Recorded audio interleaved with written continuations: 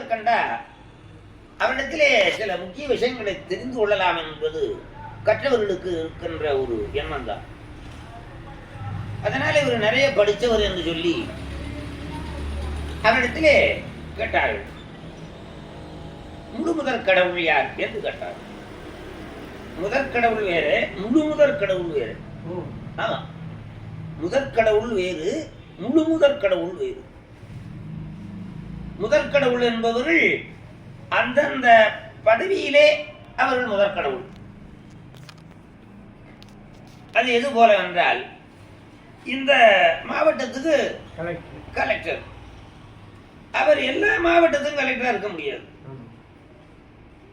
அதே போல ஒவ்வொரு மாவட்டத்துக்கும் ஒரு தலைவர், அதுபோல எல்லா ஒவ்வொரு உலகங்களுக்கும் ஒரு தலைவர், புவனங்களுக்கு ஒரு தலைவர். இப்படித்தான் உலகமே இருக்கு. உலகமே அப்படித்தான் இருக்கு. உலகமே அப்படித்தான் இருக்கு. இந்த பஞ்சாயத்துக்கு ஒரு தலைவர், இந்த மாவட்டத்துக்கு ஒரு தலைவர், சில்லாவுக்கு, இப்படி என்ன பல பிரிவாக இந்த நாட்டுக்கே ஒரு தலைவர்.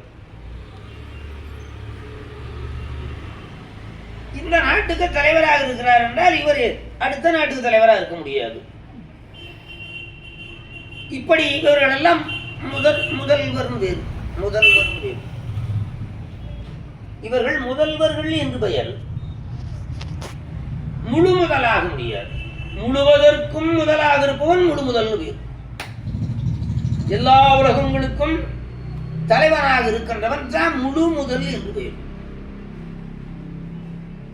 அதே திருவாசகத்திலே முழு முதலே ஐம்புலனுக்கும் மூவர்க்கும் எந்தனக்கும் வழி முதலே. முழு முதல், முழுவதற்கும் முதல்வன்.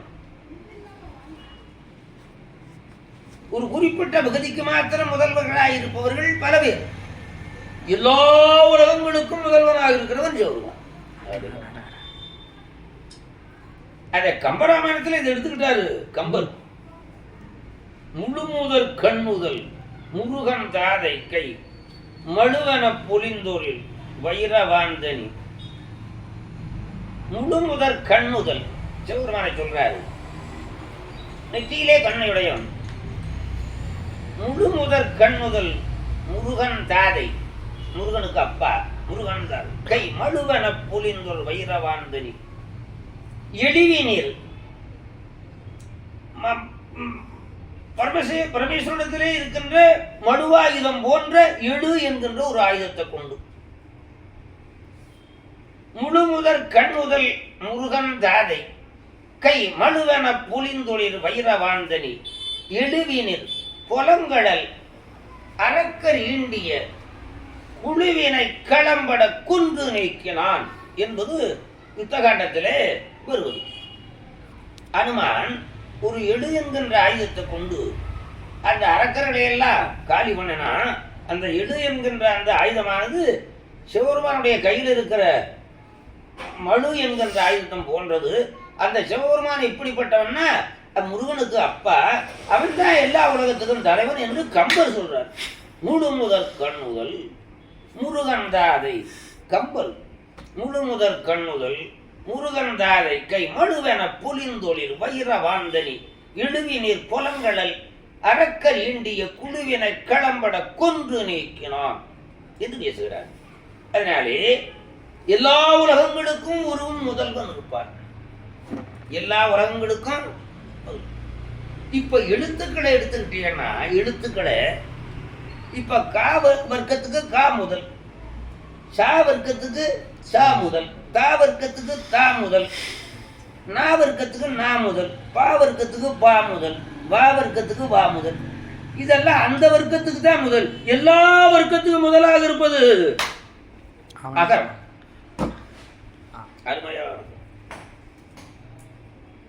க ச ப த ந ம ய வ இதெல்லாம் முதல் எழுத்து. இது அந்த வர்க்கத்துக்கு முதல் எழுத்து. காணா காவண்ணா கீனா கீயண்ணா கூனா கூவண்ணா கேனா. அந்த அந்த அந்த வர்க்கத்துக்கு இது. ககர வர்க்கத்துக்கு அது முதல் எழுத்து. சகர வர்க்கத்துக்கு சா முதல் எழுத்து. பகர வர்க்கத்துக்கு பா முதல் எழுத்து. புரியுதா? தகர வர்க்கத்துக்கு தகர முதல் எழுத்து, தா முதல் எழுத்து. எல்லா எழுத்துக்கும் முதலாக இருப்பது இது அகரம். இந்த அகரம் அந்த எழுத்துக்களிலே சேரவில்லையால் அந்த ககரமும் இயங்காது, சகரமும் இயங்காது, பகரமும் இயங்காது. அகரம் முதல எழுத்தெல்லாம், எல்லா எழுத்துக்கும் முதலாக இருப்பது அகரம். அதுபோல எல்லா உலகங்களுக்கும் முதல்வனாக இருக்கிறவன் ஆதி பகவான் இருக்கு. எல்லா எழுத்துக்கும் முதலாக இருப்பது அகரம். அதுபோல எல்லா உலகத்துக்கும் முதல்வனாக இருக்கிறவன் ஆதி பகவான். ஆதி என்கின்ற உபாதியோடு கூடிய பகவனாகிய ஜெகவன். அகர முதல எழுத்தல்ல ஆதி பகவன் முதற்றே உலகு. வழங்குற இது ஒரு நல்ல உதாரணம். ககரம், சகரம், பகரம், மகரம், தகரம் எல்லாம் இருக்கா? அந்தந்த வர்க்கத்துக்கு அந்த எழுத்து முதல். ஆனா எல்லா எழுத்துக்கும் முதலாக ஒரு எழுத்து இருக்குது பாரு, அதுக்கு முதல் எழுத்து இல்லை. அகரத்துக்கு எல்லா எழுத்துக்கும் அது முதலாக இருக்கும், அதுக்கு முதல் எழுத்து வேறு கிடையாது. அதுபோல எல்லாருக்கும் முதல்வனாக இருப்பான் ஜெகவருமான், அவனுக்கு முதல்வன் யாரும் இல்லை.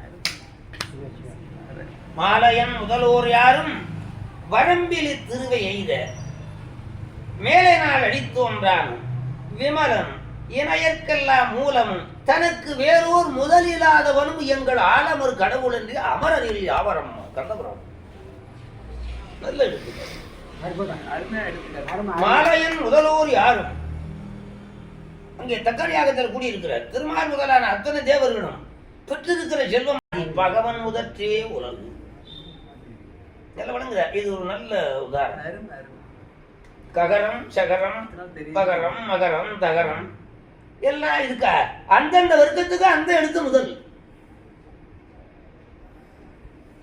ஆனா எல்லா எழுத்துக்கும் முதலாக ஒரு எழுத்து இருக்குது பாரு,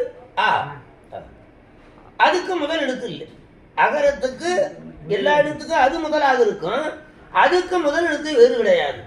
அதுபோல எல்லாருக்கும் முதல்வனாக இருப்பான் ஜெகவருமான், அவனுக்கு முதல்வன் யாரும் இல்லை. மாலையன் முதல்வோர் யாரும் வரம்பிலி திருவை எய்த மேலே நாள் அடித்தோன்றான் விமலன் இணையற்கெல்லாம் மூலமும் தனக்கு வேறோர் முதலில்லாதவனும் எங்கள் ஆலமர் கடவுள் என்று அமரனில் யாவரம் கண்டபுரம். நல்ல எழுத்து.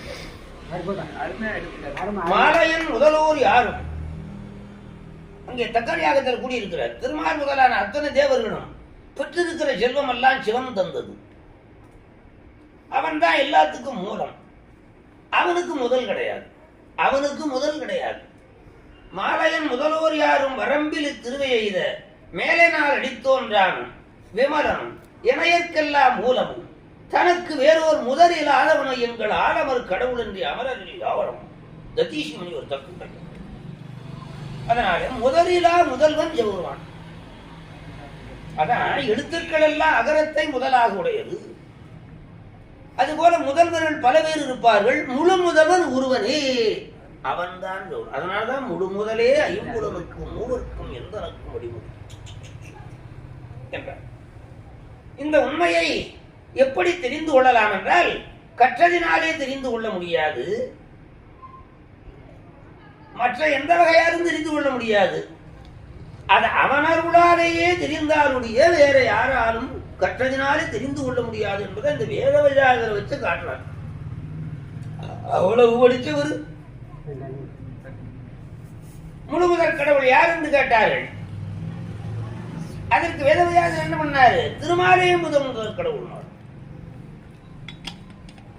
உடனே நந்தி தேவர் வந்து கையை வெட்டி விட்டார்.